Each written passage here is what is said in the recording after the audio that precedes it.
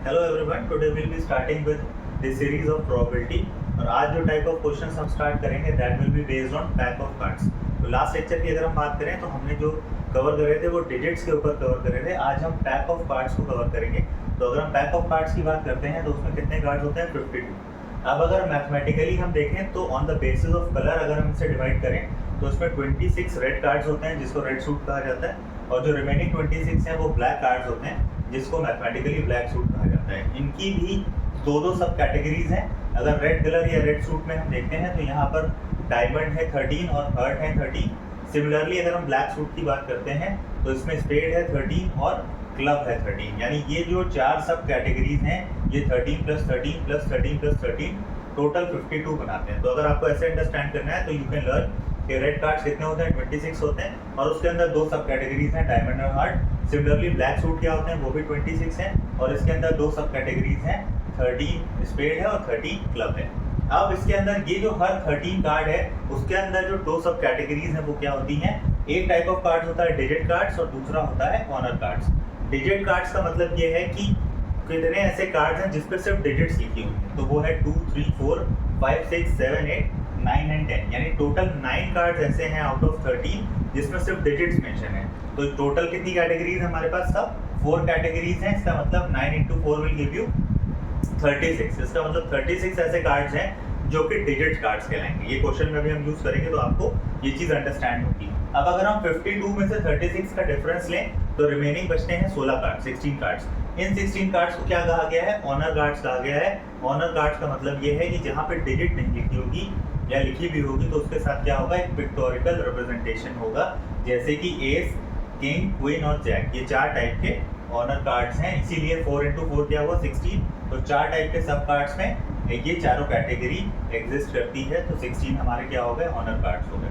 अब हम लोग कुछ एग्जाम्पल की तरफ जाते हैं कि अगर हमने एक पैक ऑफ कार्ड्स लिया, ठीक है, तो क्या प्रोबेबिलिटी है कि वो क्या होगा? एक कार्ड निकालने पर it will be a card of black suit. अगर एक कार्ड हमने निकाला तो क्या प्रोबेबिलिटी होगी कि वो ब्लैक सूट को रिप्रेजेंट करे? तो लास्ट बार जब हमने स्टार्ट किया था तो हमने कहा था सबसे पहले हम क्या करते हैं? डिनोमिनेटर को डिफाइन करते हैं। डिनोमिनेटर का मतलब क्या है कि टोटल नंबर ऑफ इवेंट्स क्या है, उनकी अकरेंस की प्रोबेबिलिटी क्या है। तो टोटल यहाँ कितने ऑप्शंस हमारे पास है, कितने कार्ड्स हैं? 52। तो डिनोमिनेटर हमेशा पैक ऑफ कार्ड्स में क्या रहेगा? 52 रहेगा, जिसको हमने फिक्स कर दिया। अब अगर उसने कहा कि इसमें ब्लैक सूट के कार्ड्स कितने हैं तो हम देख सकते हैं कि ब्लैक कार्ड्स यहाँ पर कितने एग्जिस्ट करते हैं? 26 करते हैं। तो इट विल बी 26/52। अगर आप कट करेंगे तो आंसर आएगा 1/2। इसका मतलब ब्लैक कार्ड आने की प्रोबेबिलिटी क्या है? 1/2 है। और सिमिलरली अगर यही क्वेश्चन रेड के लिए पूछा रहेगा तो भी आंसर सेम ही रहेगा, दैट विल बी 26/52 यानी कि 1/2। अब अगला केस क्या है? अगर हमने वो कार्ड निकाला तो वो एक स्पेड कार्ड है, इसकी क्या प्रोबेबिलिटी? अब स्पेड एक कैटेगरी के अंदर दूसरी कैटेगरी सब कैटेगरी है। तो हमने क्या कहा? अगेन क्या होगा? डिवीजन में क्या रहेगा? नीचे डिनोमिनेटर में इट विल बी 52, क्योंकि टोटल नंबर ऑफ कार्ड्स कितने हैं? 52 है। अब स्पेड में हमारे पास कितने कार्ड होते हैं? 13। तो हमने न्यूमरेटर क्या ले लिया? 13 ले लिया। तो स्पेड कार्ड निकालने के लिए क्या हो जाएगा? 13/52। इसका मतलब कि 1/4।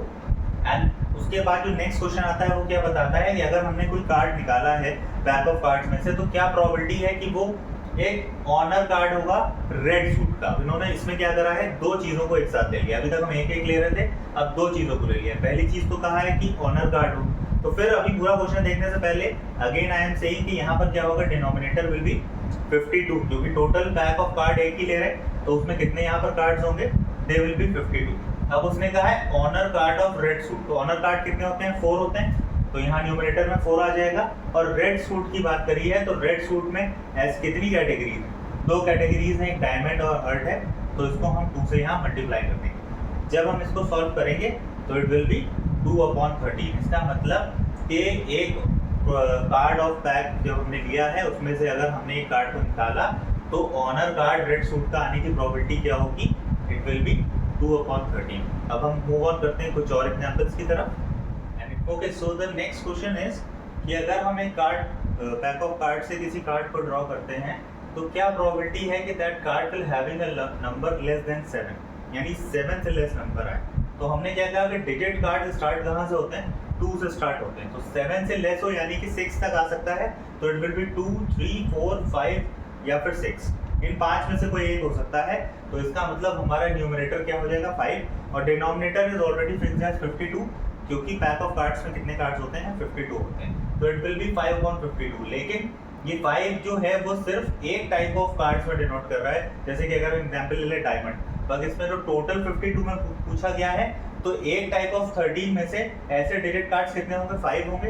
तो टोटल टाइप्स कितने होते हैं 4। इसका मतलब 5 × 4 divided by 52। So your answer will be 5/13। और एक लास्ट कैटेगरी अगर हम देखें तो अगर उसने पूछा कि हमने कार्ड विड्रॉ करा है किसी पैक ऑफ कार्ड से तो क्या प्रोबेबिलिटी है कि either it will be a king और अ क्वीन। तो अब ये और वाला क्वेश्चन इसके इंक्लूड करा है कि अगर इसमें कहीं और का क्वेश्चन आता है तो हमेशा हम उन कंडीशंस में सेपरेट कंडीशंस निकाल लेते हैं प्रोबेबिलिटीज और उनको आपस में ऐड कर लेते हैं। अगर ये एंड का केस होगा तो हम हमेशा मल्टीप्लाई करेंगे। ये चीज हमें ध्यान रखनी होगी। तो यहाँ पर क्या है उसने कहा है अ किंग और अ क्वीन। तो किंग आने की प्रोबेबिलिटी क्या होगी डिनोमिनेटर विल बी 52 और टोटल किंग्स कितने होंगे 4 क्योंकि एक कैटेगरी में सिर्फ एक ही ऑनर कार्ड होता है जो किंग को डिनोट करता है। तो 4/52 प्रोबेबिलिटी होगी किसी भी किंग के आने की अगर एक कार्ड हम निकालें।